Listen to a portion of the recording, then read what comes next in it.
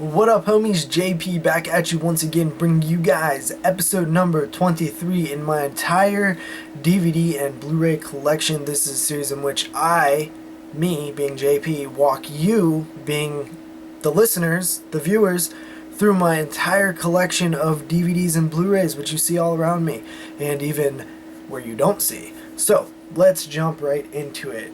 First up, we have Saw 2. Got this on DVD. I picked this up years ago when it came out.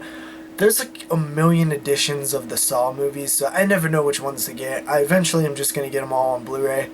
And they even put out a Blu-ray set, but I already own like half of them, so I'm probably not going to grab that. Even though it would probably be cheaper than buying the ones I don't have. Who knows? Saw 2 I've always really liked. You know, it's one of those films that had so much hype when it came out, and I thought it delivered. I was obsessed right around the time where Saw 2 came out. That's when my obsession with Saw was at its peak. And I really just loved Saw 2 when it came out. It was a big deal to me, and since then I'm not as high on it, but it's still definitely a really solid follow-up. And for some reason I had these in the wrong order, but next up we have Saw. And this one, it was actually the cool like blood pack edition that has clearly like disintegrated and dried up by now. There's like a little bit of blood down there in the corner still, and the rest is just dirty water. So Saw, it's in this like annoying super slim case. That always kind of annoyed me about it, but I did kind of like it because it was different, and it is a 2-discer. It's one of those films that I think is very underrated in terms of people just lump it into the rest of the franchise. This film stands out so much from the franchise because the original Saw is one of the best horror films of the last, 20 years or so. It's such a great watch. Absolutely love it. It's been a while. I would love to do the series one day on the 22 Shots podcast because it's been a while since I've actually sat down and watched these, but the original Saw is one that I'll always love. After that, we have Scanners, David Cronenberg's Scanners. Shortly after I picked this up on DVD, which was out of print and did cost me about $10, it got announced for Criterion Blu-ray, so that kind of bummed me out. I will eventually grab that on Blu-ray because I love Cronenberg. I like Scanners. I also want to grab The Brood on Blu-ray. I want to get these Cronenberg films on Blu-ray. But Scanners is definitely a really cool one. It's one that I actually need to watch again, even though I just watched it kind of recently. Something about Cronenberg films, it always feels like it takes a good 3 or 4 watches for me to really, really, really get into them. So, after that we have Scar 3D. Awful movie. It says it includes 2 pairs of 3D glasses, but my copy doesn't because I bought it used. I would have actually been probably more into it had I been able to see it in 3D because it's just not a good film. It reminds me of kind of like a Saw type movie, but just not good. After that, we have the Scream box set. I normally save box sets for another video, but for some reason I've always kept this one in my collection, like right on the shelves, not separate with the box sets. This is the old sort of Dimension home video box set, the collector's series, just the regular box, and then you have Scream, which is an absolute classic, one of my favorite horror films of all time, probably my favorite from the 90s, and just, such a great slasher film. The meta horror, really ahead of its time, really kind of pulled the horror genre from the depths of hell because horror was dead at the time, resuscitated it. Horror wasn't dead, it just had a heart attack type thing, and Scream was there to bring it back to life. Love this film, I really do. I really love Scream. Then we have Scream 2, which I also really enjoy, but I'm not as high on the sequels as other people are. I know some people just love Scream 2. Some people love Scream 2 better than the first one. Not me, not whatsoever. It's a solid sequel, but nothing mind-blowing in my opinion. And then we have Scream 3, which I also like, but I honestly think is a huge step down from the first 2 films. And, some people like this one more than Scream 4. Not me, no way. Scream 4 is way better than Scream 3. I mean, when you get to the point where you have, like, Jay and Silent Bob making a cameo, that's pretty bad. Really, really is just not very tasteful in terms of what I want out of my Scream movies. So, moving on, we have Secret Window. This is a Stephen King adaptation. It's a thriller with kind of a cool twist to it. I really enjoyed this one. I think it's pretty good. A lot of people don't like it. or I've heard a lot of people say it was predictable and the ending's ridiculous, but I actually like it. I think it works on all levels. Johnny Depp's a good actor, and it's just one of those thrillers that I constantly go back to. After that, we have See No Evil, and this one is a film that I never really thought twice about. You know, it was just there. It was sort of your mid-level slasher to come out in the mid-2000s, and I really didn't think about it again until they announced the sequel that the Soska sisters were doing. Still never seen that film, never got around to it. It is only $5 at Walmart, so I will pick it up if they still have it. And this one, you know, Kane, it's just a mid-level slasher, nothing special. After that, we have Wes Craven's Serpent and the Rainbow. Really excited for the Blu-ray release of this film. Got it on pre-order. Just love the Serpent and the Rainbow. It's one of Wes's underrated films. It's actually really good. I've had this DVD for quite a while. I've only watched it once period. I've only seen it once. But I really, really enjoyed it. I really want to hear Wes Craven talk about it because I think that it's a film that definitely is very of note. According to the back here, I don't think there's any special features, so Scream Factory releasing that Blu-ray is very good. I hope they got some stuff from Wes Craven.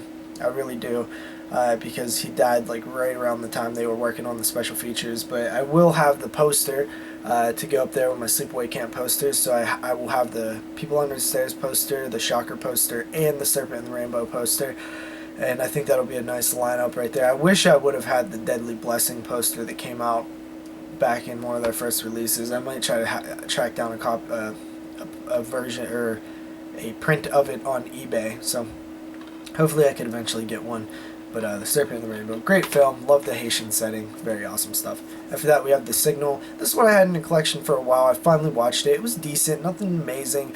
It was very funny. It was better than decent, I think. I don't really know. It's one of those horror comedy type deals. But, you know, it did have, I think, Joe Swanberg in here, or who did it have? I forget the guy's name. Oh, David Bruckner wrote the screenplay on this one. And, A.J. Bowen. That's the guy who I was thinking of. They're all kind of teaming up all the time. But, yeah, The Signal, pretty fun. After that, we have Shark Zone, which is one of the worst films I have in my collection. It's pretty awful. The shark's brow. I don't really remember much about it, and I probably will never watch it again. After that, we have Sharknado. I actually have not watched this yet. There's now 3 of these films, which is goddamn crazy. Might not be the worst idea to eventually check them out because they're such a pop culture hit.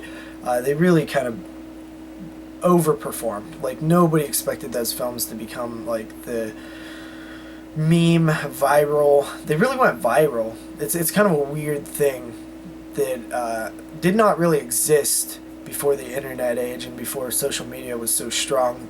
For a film to really just blow up and go viral based on social media, that is really cool, and it's really kind of the first film to really do something like that. So it is of note in history, but who knows how good it is.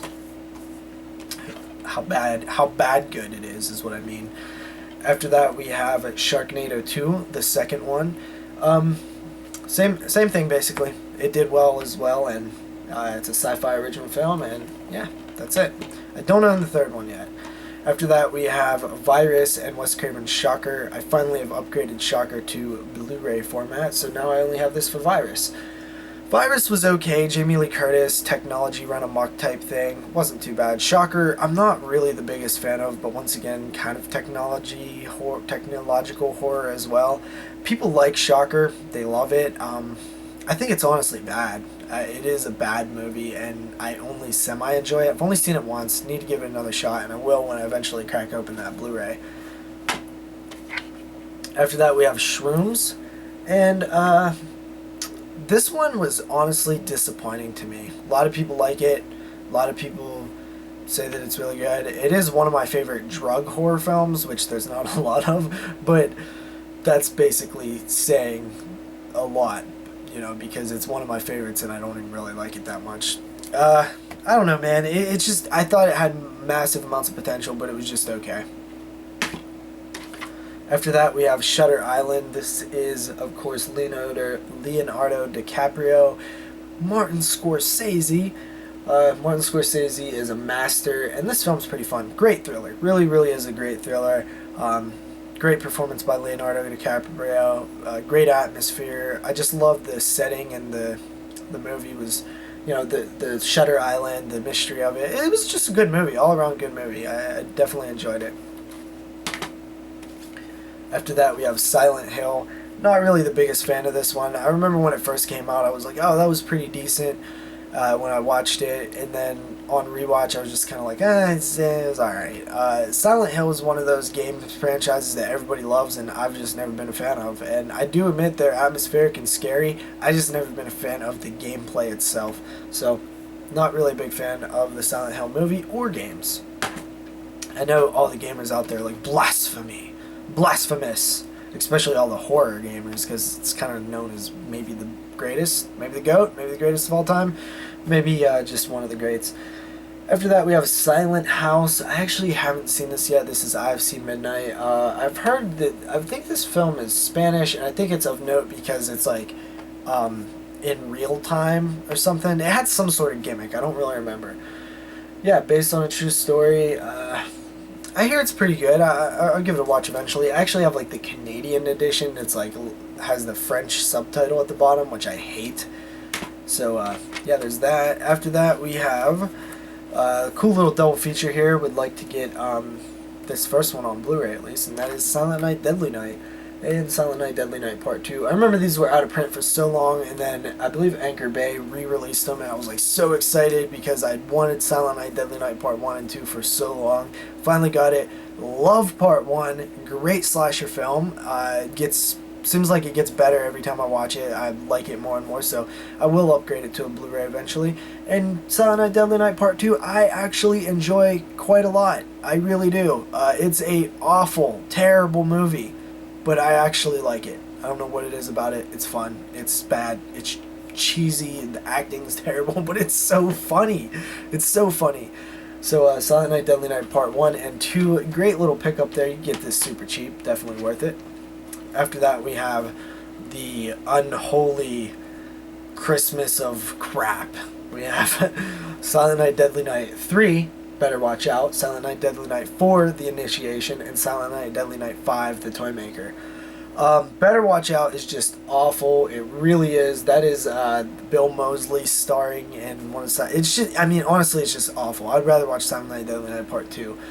The Initiation is bad, but had like this weirdo vibe to it. And then the Toy Maker I actually kind of liked a little bit. I know it's crazy, but I actually do like the Toy Maker a little bit.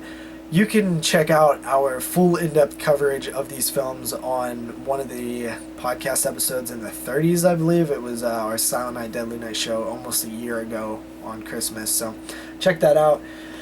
Yeah, great little set here for bad movies. If you're like one of those people that want to collect Christmas movies or watch Christmas horror movies, this is definitely one to grab because it's just cool to have these in the collection and almost pointless to watch more than once. So there's that. After that, finally for this part, we have Silver Bullet. Great stuff here. Stephen King. Took me for ages to finally watch this movie, but I finally watched it and I liked it a lot. It's a great werewolf movie. A lot of fun. Corey Haim, crazy ass. Bill, or Gary Busey, not Bill. Gary Busey, man, that guy is just, I love him. I really do. I love when he's in anything. I recently just picked up Surviving the Game. I love the movie, but I love Gary Busey in that shit. It's awesome. So that is it, guys. I will see you next time with number 24. So peace.